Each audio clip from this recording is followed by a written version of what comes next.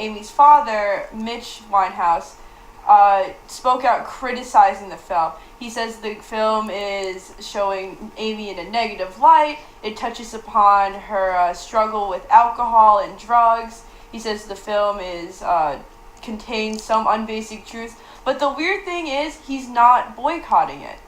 He just says, go and see the film and make your assumptions, but at the same time, he's saying it's not true. So I think that's pretty strange. I mean, if people have to remember too, that's her father.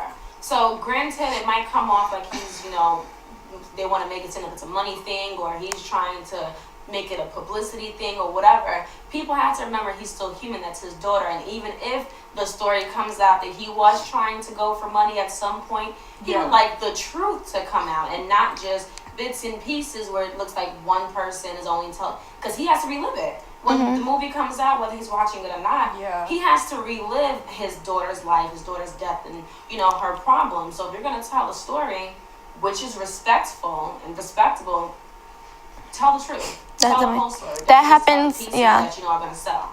That happens with a lot of biographies that come out. It takes a long time to come out because you have to go through talking with the family or sometimes get their permission to put out a documentary. So about someone who passed away, like the Aaliyah bio that came out.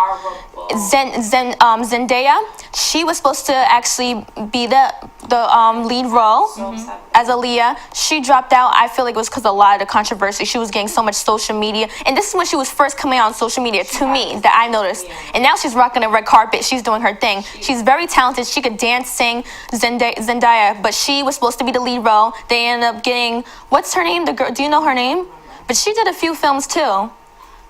Listen, it's not even about the action. The movie just was horrible. The movie was thrown together. It didn't tell any of the real stories that people were looking for. Explain what happened with the plane crash. Explain what happened when they did the video. It was very rushed. I don't understand. It was just very thrown together, and I could understand why the parents and the family didn't want to jump on board, because you're not going to take this woman's legacy that she worked so hard to build and just to make a little paycheck is disrespectful. You understand? So it's I could understand. And my, what's a little weird to me is if he's not boycotting it or causing an issue, why won't you guys just sit with him and get a piece of his side of the story? You don't have to use the whole thing, but you can at least incorporate that into your movie where it's not just what you want to say or just what your opinion was, and include our fathers. Well, I think one of the main reasons he was upset is because there is a video clip or a scene of Amy's manager saying, hey, she needs rehab, she got a drinking problem. He's like, she doesn't need rehab, she doesn't need a drinking problem. And we all know how that panned out. She died because she drank too much. But at the same time, he's saying, well, it's not right because back then she didn't have a problem, she was okay back then.